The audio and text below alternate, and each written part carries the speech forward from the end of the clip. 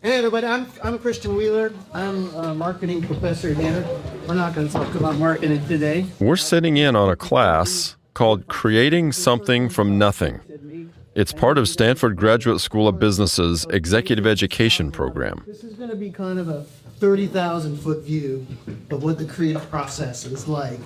I know that a lot of you may not be doing the creative heavy lifting in your organizations, but you're going to be managing in people who do that. Most of the 50 or so students are executives at businesses and nonprofit organizations from many different countries. Christian's class is one piece of the 6-week intensive program. About halfway through, Christian asks his students to get out of their seats. We're going to play a game called Three Things. Can I have a quick volunteer to come up and demonstrate it with me? It'll be super easy. Oh. Excellent.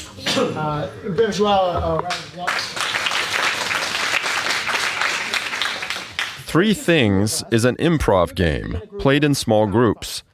First, one member of the team chooses the category. Then, another member tries to quickly say 3 items in that category. This is very important. I want you to strive for speed rather than accuracy. It sounds like this. Let's start with the beginning. Three things. 3 things that are red. Apple, cherries, raspberries. Fantastic. Let me say Three things. And then you give me a category. It could be any category with 3 or more things. 3 animals. 3 animals. So I say cat, dog, elephant. 3 things. And I might say 3 things that make you happy. Beer, sake, and...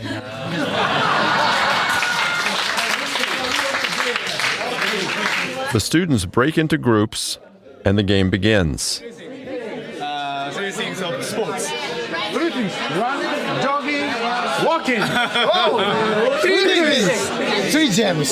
Gems? Okay. Is diamond a gem? Diamond? Yes. Diamond is the gem.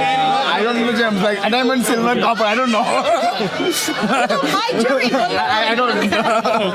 Okay. 3 things.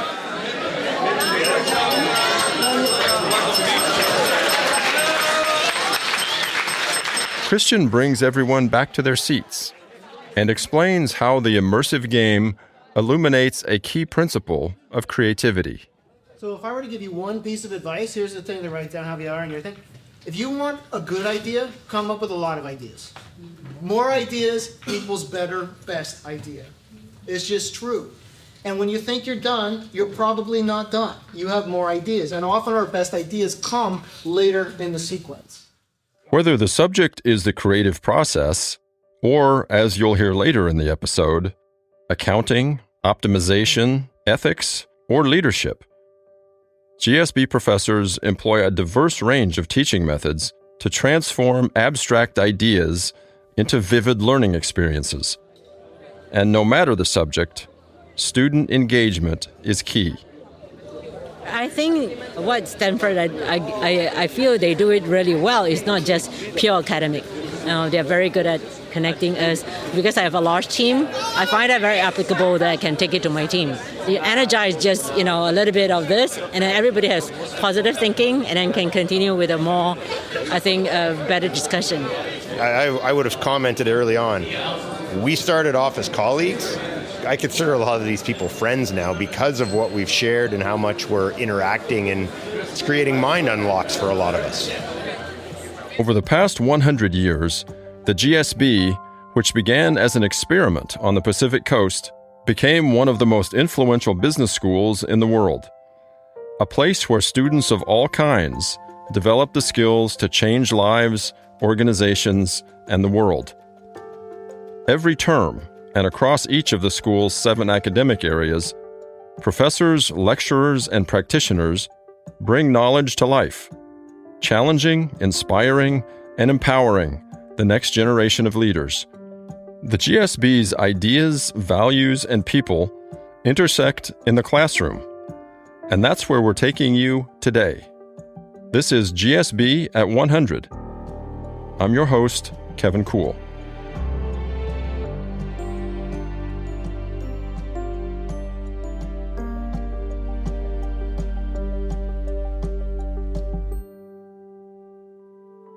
After class, we caught up with Christian. A lot of the creativity stuff that I teach is this in-the-moment creativity. So you could think of long-term creativity, like we need to figure out a new market for some offering of our company in the next 5 years. Or you can think of like in-the-moment creativity. You're engaging in a Q&A in front of a bunch of angry investors. How do you handle these difficult questions? Those are two very different types of processes potentially. But I think that latter thing is also very important, that the future is inherently unknowable. Our environments are increasingly unpredictable. The world is changing at an ever faster rate, and you never predict the future, whether it's 5 years in the future or just how this podcast is going to go. Things are different than I expected they would be. They always are. But you need to be able to adapt in that moment and to come up with creative solutions to give an appropriate response in that situation.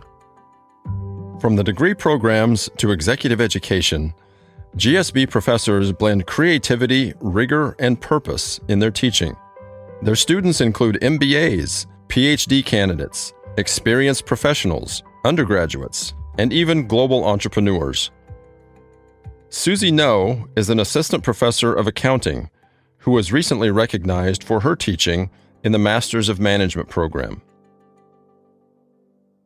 Students have this perception that accounting is a boring subject, which it is. But what I try to emphasize is that it is a form of communication. It is a way for companies to communicate with outside stakeholders, including competitors, regulators, investors, or the society at large. Behind every number are the decisions made by managers. And so once you start to link accounting to, ethics and business strategy, it becomes more dynamic. And so once students start to see accounting that way, I think they start to ask deeper questions. And one way to facilitate that is to use real companies' financial statements. I pull out Meta's financial statements, and it sparks great discussions about how to measure the value of a company when the business is built around just users, networks, and ideas. When I cover fixed assets and impairments, we pull out Disney's financial statements, and I ask, how would you measure the impact of COVID-19 on Disney's amusement parks? Because students recognize these firms and their products, and some of the students even have worked for them, the learning becomes very personal, and they can start to link the accounting questions back to the company's business model or the objectives or the type of competition that they face. And that's when the class starts to become super active and fun.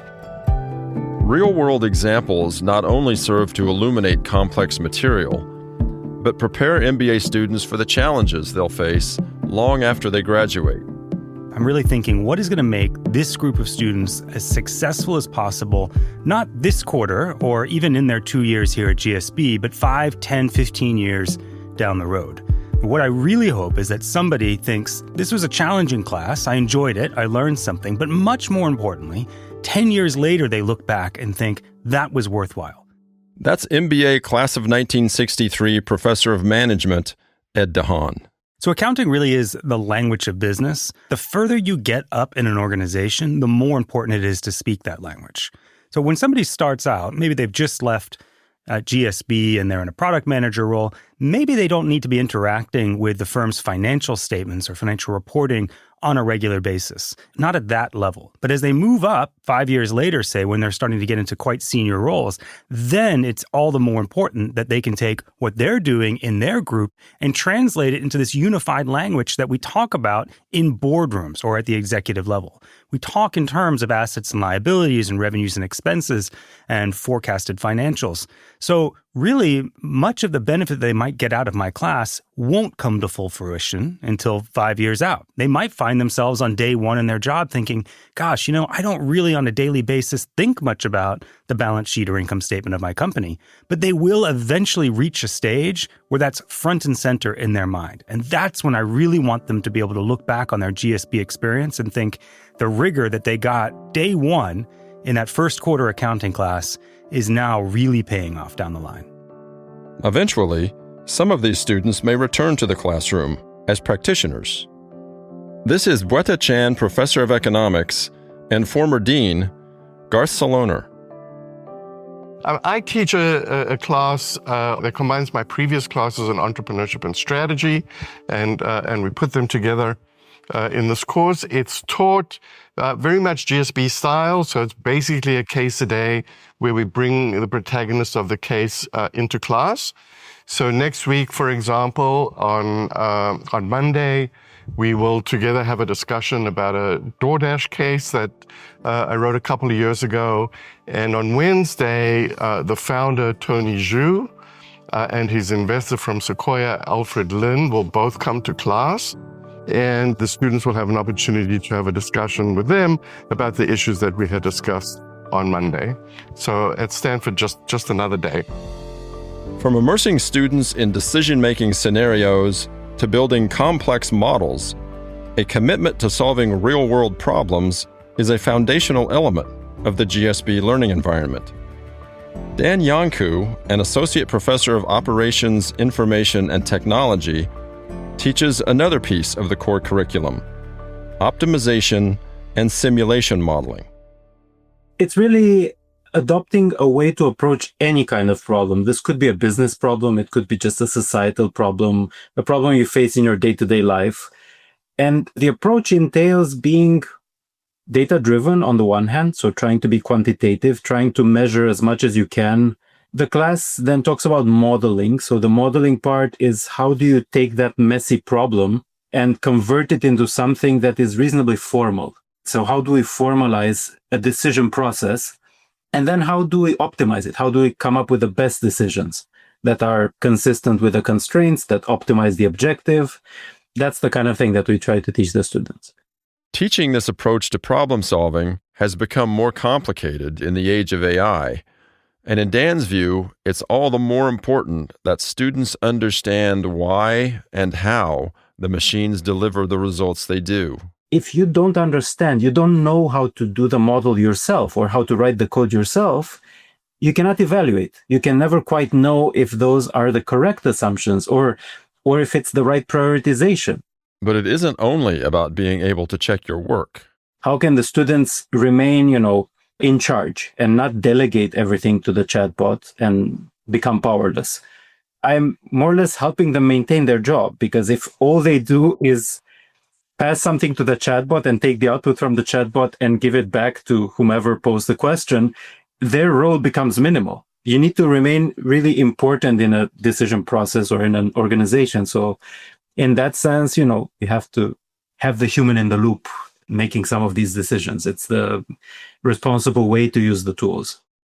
Susie No, who you heard from earlier, faces similar challenges in her classroom. It's so incredible just to think how different the world is now. Even just compared to 5 years ago, the tools and the data the students have are just so different. So I think of it as like a calculator when students are trying to learn math. Of course, they can use calculators once they understand the underlying logic, but when they're first understanding the mechanics of math, they first have to understand it, right? So I allow them to use AI as a search tool, but I don't allow them to fully rely on it when they're first trying to understand how accounting works.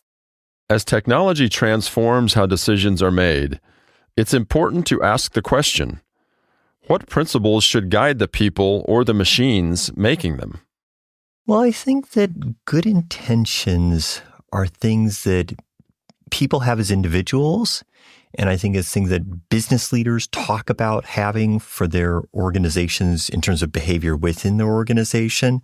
And it's something that business leaders talk about their companies having in terms of effects on society as a whole. So there's different levels that I think of when I think about good intentions. That's Professor of Political Economy, Ken Schatz, who, along with his colleague Neil Malhotra, teaches Leading with Values, the GSB's core class on business ethics. So I think at an organizational level, it's both the incentive structures and these sort of informal norms and authority. So it's both the formal and the informal aspects of the organization. And that's anything that like the leaders of the organization are setting up. So that can include like compensation systems. It can include who is promoted, how you make those decisions. It can include systems that are used to monitor what our people are doing.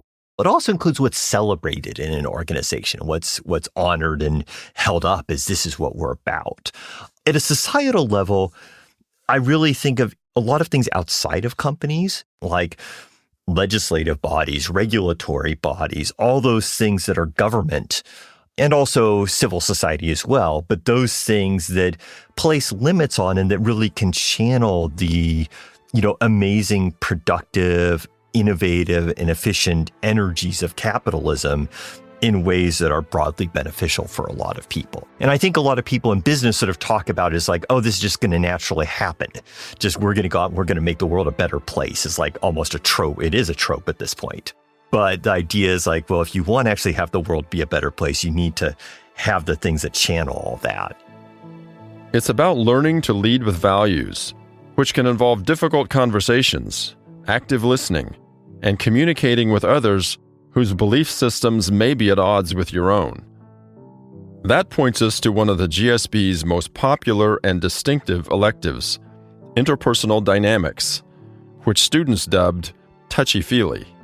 So the fascinating thing is, the learning comes not from the facilitators or the instructor.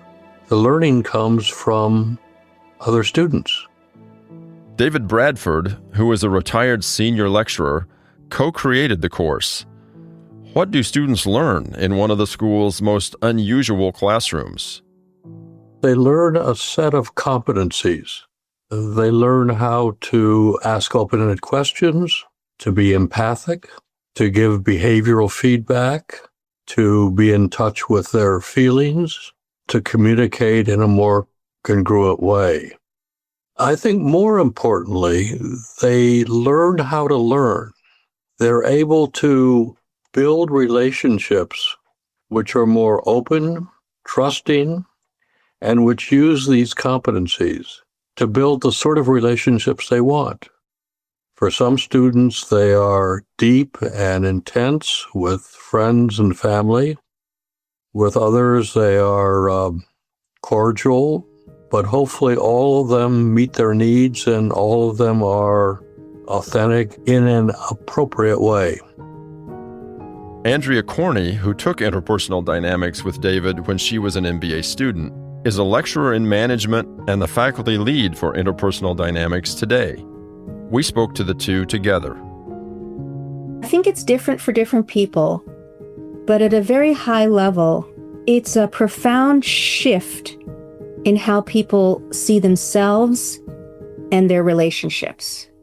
And it's that shift that I think is so transformational. And it will involve different things for different people. This realization that, being more human, sharing more of my foibles, vulnerabilities, imperfect parts, when done appropriately, actually brings people closer to me and has them like me more than pushing them away. For some people, that just blows their minds. For me, when I took the class, and I hear this from a lot of students, realizing that how my relationships are going is not some strange mystery that I have no control over. It's like, wow, my behavior has a huge impact on other people and then on my relationships. Oh my gosh, I have choices. For many students, the impact of touchy-feely extends far beyond their time on campus. We have people who say, it saved my marriage. It saved my job. It made me be a better person. That's tremendously rewarding because what we know is that not only have we affected that person, but particularly with our business school students, they're going to be affecting other people. They're going to be better leaders. They're going to be better human beings. In fact, we had one student who said, I could have gone to many business schools I could have learned a lot about leadership, but I came to Stanford to learn to be a better human being. And because of that, I know I'll be a better leader. The idea that leadership begins with humanity and humility is central to the course, and perhaps also to the GSB itself.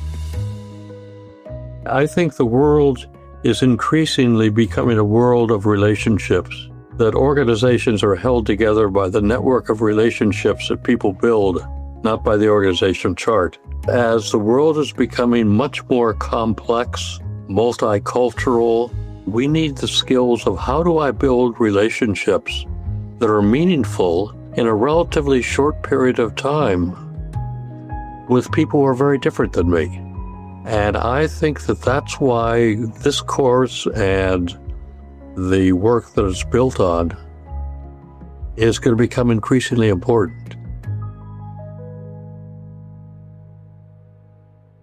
It wouldn't be possible to cover the breadth of what's offered at the GSB in a single podcast episode. But today we're trying to give you a glimpse of its many dimensions. Dan Yanku, who you heard from earlier, reflects on what unites these different subjects. There's a risk that when one thinks about analytics or these type of, more, let's call them mathy or engineering topics, one can view them as entirely sort of engineering processes, like completely correct systems, predictable. But if you think about the real world, it's almost always a social system. It's not just an engineering problem. There's a lot more of, people's perspectives or people's priorities or people's incentives. So I would say obviously in OSM, we cannot do too much of that, but we try to bridge a little bit the engineering side of things and the math side of things with the more social side of things. And here, when I'm thinking of the more social side of things, interpersonal skills and people dynamics and organizations, all of these other classes at the GSB talk a lot about the human element, whether it's on a micro scale or more on a macro scale, like a human in an organization, and those are very important processes if you think about, again, the real world problem, because the real world problem is rarely only an engineering problem. Change lives, change organizations, change the world. Stanford Seed is a major international effort to bring GSB faculty and their expertise to entrepreneurs across Africa, Indonesia, and South Asia. The result of an extraordinary gift from Stanford GSB alum Robert King, MBA class of 1960, and his wife Dorothy King, Stanford Seed aims to spur job creation, support research focused on alleviating poverty, and inspire students to become more globally engaged leaders. Darius Teeter is its executive director.